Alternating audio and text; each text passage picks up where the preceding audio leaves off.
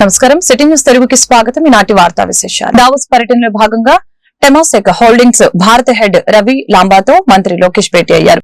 ఆంధ్రప్రదేశ్ లో Temasek group అనుబంధ సంస్థ క్యాపిటల్ ల్యాండ్ ద్వారా పారిశ్రామిక పార్కులు, డేటా సెంటర్లలో పెట్టుబడులు పెట్టాలని కోరారు. విశాఖ, తిరుపతిలో కమర్షియల్ స్పేస్ ఏర్పాటు చేయడంతో పాటు పారిశ్రామిక క్లస్టర్లలో REII, పారిశ్రామిక క్లస్టర్లలో SEIT విధానంలో మౌలిక సదుపాయాలని అభివృద్ధి చేయాలని విజ్ఞప్తి చేశారు. సెమ్కార్స్ తో కలిసి రెన్యూవబుల్ ఎనర్జీ, గ్రీన్ హైడ్రోజన్ రంగాల్లో పెట్టుబడులు పెట్టాలని కోరారు. విశాఖ, తిరుపతిలో సెమాటెక్ టెలిమీడియా ద్వారా డేటా సెంటర్లు, డేటా సెంటర్ పార్కుల ఏర్పాటుకి సహకరించాలని తెలియజేశారు. సెమ్కార్ తో కలిసి రెన్యూవబుల్ ఎనర్జీ, గ్రీన్ హైడ్రోజన్ రంగాల్లో పెట్టుబడులు పెట్టాలని కోరారు.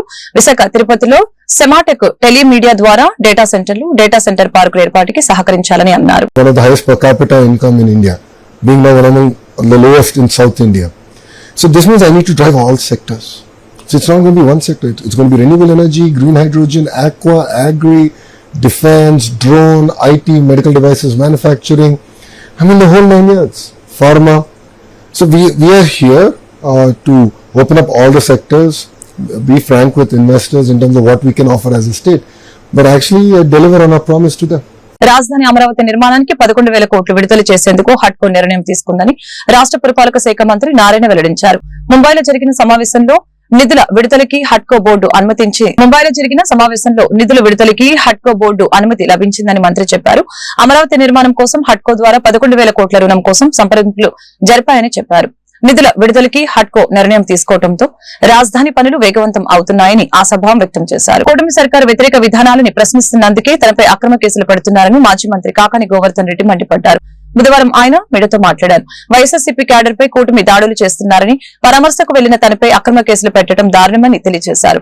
అక్రమ కేసులు, అరెస్టులతో మా గొంతును నొక్కలేరు. టీడీపీకి తొత్తులుగా వ్యవహరిస్తున్న పోలీసు అధికారులపై చర్యలు తప్పవు. అవసరమైతే కోర్టుకి కూడా వెళ్తాం. నాపై మరిన్ని కేసులు పెట్టడానికి సిఐడి అధికారులు రంగంలోకి దిగినట్లు తెలుస్తోంది. కేసులు, అరెస్టులతో వైఎస్ జగన్ హార్డ్ కోర్ అభిమానుల్ని ఆపలేరు. ఎన్ని కేసులు పెట్టినా ఎదుర్కొంటామని ఈ సందర్భంగా కాకాని తెలియజేశారు. ఆయన పాపం వాళ్ళ నాయన్ని పొగుడుతున్నాడు చంద్రబాబు నాయుడు గారిని. ఏదో చెప్తారు కదా, పరడబ్బా పరస్పర డబ్బా అన్నట్టుగా. మా నాన్నని మించినటువంటి వాడు ఈ సృష్టిలోనే లేడు అని చెప్పి ఆయన తనయుడు ఆయన వాళ్ళ నాయనకి సర్టిఫికెట్ ఇస్తున్నాడు. అక్కడికి పోయినటువంటి వ్యక్తులు అసలు మనం ఎందుకు వచ్చాం, పెట్టుబడుల కోసం వచ్చామా, దాని గురించి మనం ఆలోచన చేస్తున్నామా, దాన్ని ఏ విధంగా ఆకర్షించాం వదిలిపెట్టి ఈ రాష్ట్రానికి భావ ముఖ్యమంత్రి జగన్మోహన్ రెడ్డి గారు లోకేష్ ఈ రాష్ట్రానికి కాబోయే ముఖ్యమంత్రి అని చెప్పి మిగతా వాళ్ళు అంటే మంత్రులేమో లోకేష్ను పొగుడుతున్నారు, లోకేష్ చంద్రబాబు నాయుడు పొగిడేటువంటి పరిస్థితి ఏర్పడింది. దీనికోసరంగా యూరప్లో స్థిరపడినటువంటి టీడీపీ సానుభూతి పరులు ఎవరైతే ఉండారో వాళ్ళందరినీ అక్కడికి రప్పించి వాళ్ళందరి ముందు గంటల కొద్ది కంఠశోష ఏదేదో అంటే పోయినటువంటి లక్ష్యం ఏంది, మీరు అక్కడ చేసేటువంటి రాజకీయ ఉపన్యాసాలు ఏంది అంటే అక్కడికి వెళ్ళినా అక్కడ కూడా మామూలుగా దావోస్ని వేదికగా చేసుకుని మీరు రాష్ట్రానికి పెట్టుబడులు తీసుకురావడానికి ప్రయత్నం చేశారా, లేదా ఆ విధంగా ప్రయత్నం చేస్తున్నారా, లేదనుకుంటే జగన్మోహన్ రెడ్డి గారిని వైఎస్ఆర్ కాంగ్రెస్ పార్టీని ఏడినటువంటి ఎల్లో మీడియాను ఉపయోగించుకొని రోజు ఇక్కడ తిట్టాడు, ఇక్కడ రాయించుకునే వాళ్ళు మళ్ళీ దావోస్ వెళ్ళి కూడా కోట్లాది రూపాయలు ఖర్చు పెట్టి స్పెషల్ ఫ్లైట్లో వెళ్ళి అక్కడ మాట్లాడాల్సినటువంటి పని లేదు. అయినా సరే పాపం ఆయన కొడుకు చెప్పాడు 2004లో చంద్రబాబు నాయుడు గారు కనుక ఓడిపోకుండా ఉంటే రాష్ట్రం పరిస్థితి వేరుగా ఉండేది. అవును, రాష్ట్రం పరిస్థితి వేరుగానే ఉండేది. రాష్ట్రం అదో గతిపాలై ఉండేది.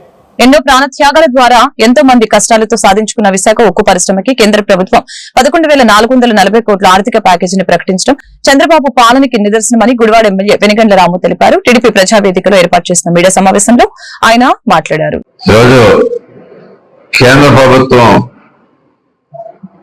11,440 కోట్లు ఆర్థిక ప్యాకేజీని మన ఆంధ్ర ప్రజల హక్కు, ఆంధ్ర ప్రజలకందరికీ గర్వకారణమైన విశాఖ స్టీల్ ప్లాంట్ కి అప్పుగా ఇవ్వటం, మన నిజంగా ఆర్థిక ప్యాకేజ్ ప్రకటించడం చాలా చాలా గొప్ప విషయం. ఈరోజు చూసుకుంటే మనకి ఎంత కష్టపడి ఎంతో మంది ప్రాణ త్యాగాలు చేస్తే వచ్చిన ప్లాంట్ ఇది. అందరికి తెలిసిన విషయమే. విశాఖ ఉక్కు, ఆంధ్రుల హక్కు అంటే పెద్ద ఉద్యమం తీసుకొచ్చినప్పట్లో అలాంటి దాన్ని మనందరం గర్వంగా ఫీల్ అయ్యే ఒక పెద్ద పరిశ్రమ, అంత పెద్ద పరిశ్రమని మూత వేసే స్థితికి తీసుకొచ్చారు గత 5 ఏళ్లలో. 5 ఏళ్లలో ఎన్నోసార్లు జగన్మోహన్ రెడ్డి ఢిల్లీ ప్రయాణం చేసింటారు కేసుల కోసం తప్పితే వేరే ఏ విషయం మీద వాళ్ళకి శ్రద్ధ లేదు. మనకి వెళ్తే మీరు అప్పుడు చూస్తూనే ఉన్నారు అప్పటి నుంచి. అదే చంద్రబాబు నాయుడు గారు వెళ్ళిన గత 6 నెలల్లో ప్రతిసారి ఢిల్లీ వెళ్తే ఏదో ఒక శుభవార్త మోసుకొస్తున్నారు మన కోసం.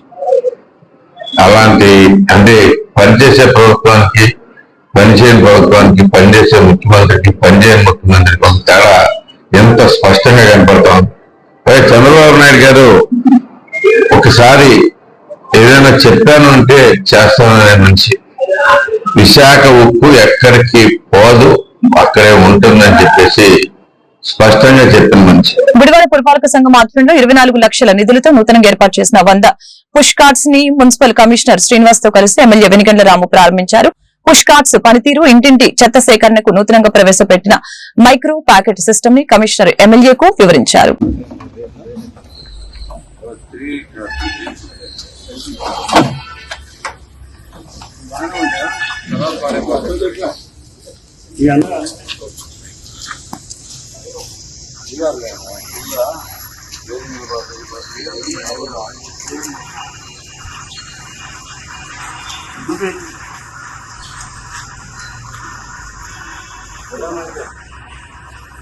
మనకి స్వర్ణాంధ్ర స్వచ్ఛాంధ్ర స్వచ్ఛ గుడివాడలో భాగంగా మనకి ఈరోజు 107 మైక్రో పాకెట్స్ లో గుడివాడ పురపాలక సంఘంలోని 107 మైక్రో పాకెట్స్ కి పుష్ కార్డ్స్ బిన్స్ తో పాటు అందరికీ సప్లై చేయడం జరుగుతుంది. దీని ద్వారా గతంలో మనం మైక్రో ప్లాన్ చేసుకున్నట్టు ప్రతి మైక్రో పాకెట్ లో కూడా డోర్ ఎక్కడి నుంచి స్టార్ట్ కావాలి, ఏ పాయింట్ లో ఏ టైంకి ఏ ఇంటికి ఎలా వస్తుంది అనేది డీటెయిల్ గా మైక్రో ప్లాన్ చేయటం అనేది ఆ ప్రకారం ప్రతి ఇంటి దగ్గరికి ఆ టయానికే వెళ్లి చెత్త కలెక్ట్ చేసుకుని 100% డోర్ టు డోర్ కలెక్షన్ చేయడానికి ఈరోజు చర్యలు తీసుకోవడం జరుగుతుంది. త్వరలో స్వచ్ఛ గుడివాడను సాధిస్తాం.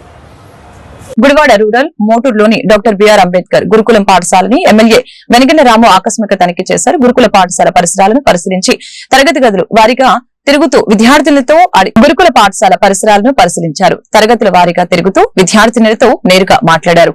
వసతి గృహంలో మెను, ఇతర వసతులపై ఆరా తీశారు.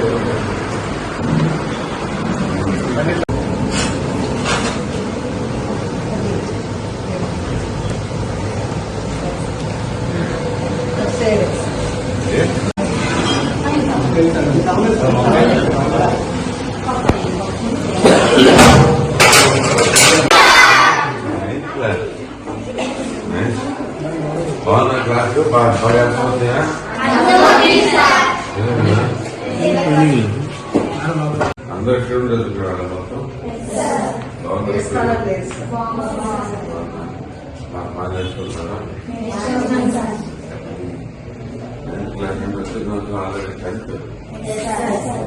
big girls already.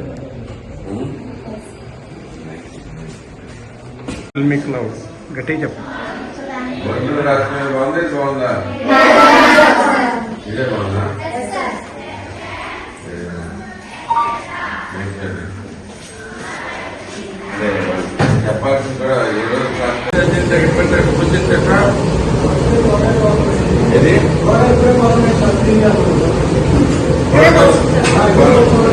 Udagana.